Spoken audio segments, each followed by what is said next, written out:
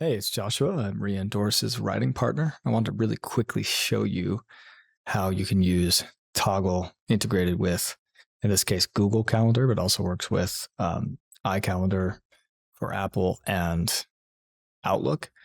So inside of Toggle, this is the view that we'll be working with. You just go to, it's the default setting, and you open up the app. You go to track your time. Now, a couple things you need to make sure you do, though, is make sure that in your external calendar settings, you have those set up to be synced with your calendar. And you come over here, and I'll just show you how this works at the end of the day. Right here, you make sure that you have the view set so it shows your calendar events. And here's the calendar events in this calendar. You just click on the event and copy as time entry. So the right lane is showing your calendar, the left lane is showing what you actually did with your time. Now, what may have happened in the day is that this went longer or shorter, or it didn't happen at all. So you wouldn't copy the event over, right? In this case, we're going to bump it just a little bit, writing. And we do the same thing. We just click this, copy it over, social. This actually went a little long. Meditation, I'm going to copy that over. Started a little bit later than what was in my calendar. Reading also got bumped to later. This meeting was at a set time that happened. Workout. And then active recovery. And right here is where I had a dinner. And so I just manually logged that approximately an hour. And that's really it. So at the end of the day, you just take whatever was in your calendar, copy the events over to be tracked and Toggle. And over time, you end up building up the visuals based on whatever the event is. So in this case, you would tag this as editing or whatever the actual activity was. You put it inside its respective project and you save it so that you have all of it color coded. But that's just based on however you have it set up inside of Toggle. The assumption is you already use Toggle and you just want to know how to sync it with your calendar in a way that's really easy, retroactive, instead of having to press play on your life every single time you're about to go into a task. And that's it. There's one other thing I'll show you that's just a simple tool that's very helpful in becoming a temporal architect. This is just another way to take your time tracking to another level and sort of run a temporal audit on how it is that you're spending your time. By doing this manually, and it doesn't take that long, I'm going to show you a quick way to use Toggle with Google Sheets here. But by doing this manually, you really elevate your consciousness towards how you're allocating your time. And it ends up being a lot more effective that way. Toggle's great for tracking things automatically. You can pull up charts, you can look at everything. It's great, but I found that this manual tracking process, you just run at the end of the week. You could do it at the end of the day if you'd like. The sheet is set up to work for a weekly cadence. We'll give you access to this sheet. All you got to do is click on File, you go to Make a Copy, and then you've got a copy of your own. I'll show you really quickly how to run this process. So it's the end of the week. We're going back to January 1st through 7th. This is just the detailed table view, but I'm going to edit the view a little bit. So this is showing all the specific tasks in the description. I'm going to edit this to just show tags. Now, depending on how you organize yourself in Toggle, there's many ways you can do it: client, project, task, tag, description. I found tag to be the most useful, so that's what I use. In some ways, it's arbitrary. It just kind of depends on how you have it organized. So I'm going to apply those changes.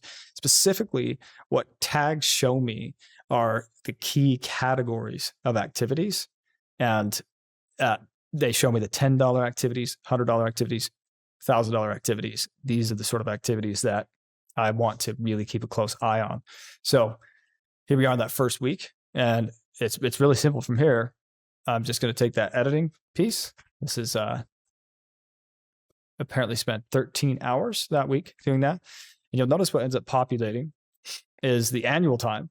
So assuming that I did 13 hours a week editing, I would spend 676 hours on that task, or 6,760 hours per decade, which equates to 282 days.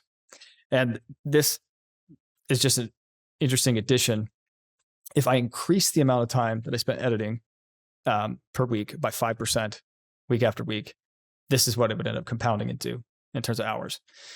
It just gives me a nice glimpse of the potential skill development that can occur there and competitive advantage. That's not as important as this, however. Yeah, these two. I know that if the hours per decade is under 10,000 hours, roughly speaking, I'm not quite living up to the potential that I know is possible. Now, the 10,000 hour mark is obviously arbitrary, just based on what was popularized by Malcolm Gladwell and Anders Ericsson, the hours that it takes to become a true master at something. But it's not a bad way of looking at it, at least for me personally. And more than anything, it just allows me to see, like, okay, in a year, this is about how much time I'm going to be spending on this really high value activity of editing, right? 676. Do I feel happy about that amount? Do I feel like I'm really putting in the amount of time that this activity deserves? It's just a nice way to run a temporal audit of some kind on your activity. So we'll put in a few here just to show you how this works. So meetings, it's 1.5 hours. You got writing, 15 hours. It's another nice little feature and toggle here with the view. You can change it to round up by the every 15 minutes. Or the next 15-minute increment is what it'll round up to. Which is kind of nice. So it's 1445. Just call it 14.5. And marketing activities.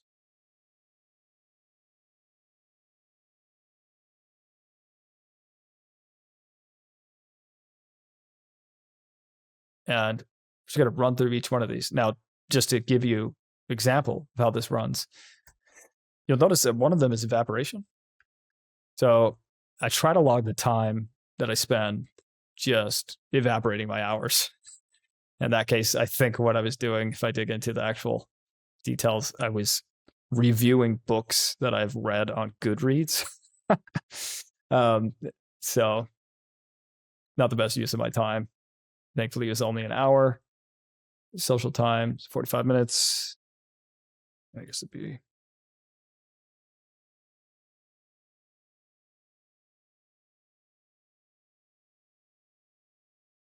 Excuse me, 75. And then guitar, I got a little bit of guitar in that week, which is good.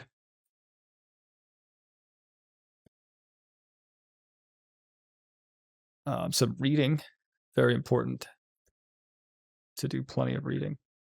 Looks like that was 7 hours and 15, yeah. So this is what we're looking at for those activities. I didn't plug all of them in. I just want to make sure that you have a good sense of what this does. You do it week by week, and then it gives you the total here at the bottom. And if you take a month snapshot, you end up looking at, let's do the next week here really quick. We'll just take a look, especially at some of those high value activities. So this was an interesting week. Meeting, this must have been an offsite that we had with the team. I'll look into that. Yep, leadership offsite in Nasara. So a lot of time spent in the meeting. Very atypical week here, but still managed to get 8 hours of writing in, an hour of reading. Very low on the reading. No meeting, 24 hours. And then the week after that, probably looks a little more typical. Okay, loading. Specifically, that is loading up scripts.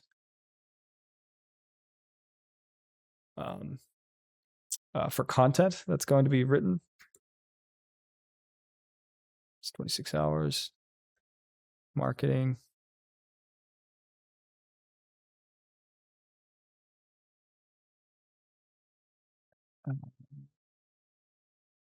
Meeting the 3 hours. So I'm just filling this out. You would do this once a week so you can run sort of a temporal audit on where and how your time is being allocated. And Toggle makes it really easy to retroactively go back and put in whatever activity you had engaged in throughout the day.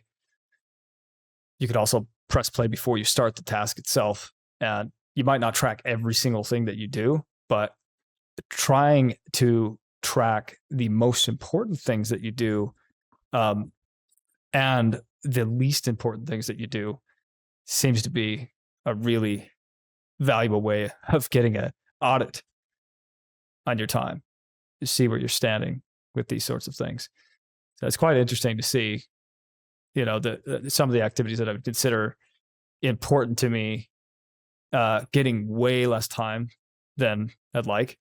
Now, obviously, guitar, it's not the primary thing I'm doing professionally, so it doesn't make sense that I'd be doing a ton of it, but I would like to be doing more than 3.5 hours in a week. You know, over the span of a decade, it just really puts it into perspective.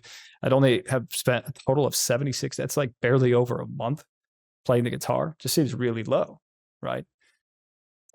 Marketing activities, those are high leverage, high value. We're seeing an hour and a half here. We're seeing 3 hours, you know, nearly 4 hours here. You know, there's only 81 days across time. So you can really see, again, it just gives you this longer term view of how you're spending your time. And it gives you another way of taking your time tracking to another level and just bringing this level of temporal architect consciousness, as it were, to how it is that you're allocating this precious non-renewable resource. So hopefully that's helpful, and we'll see you in the next video.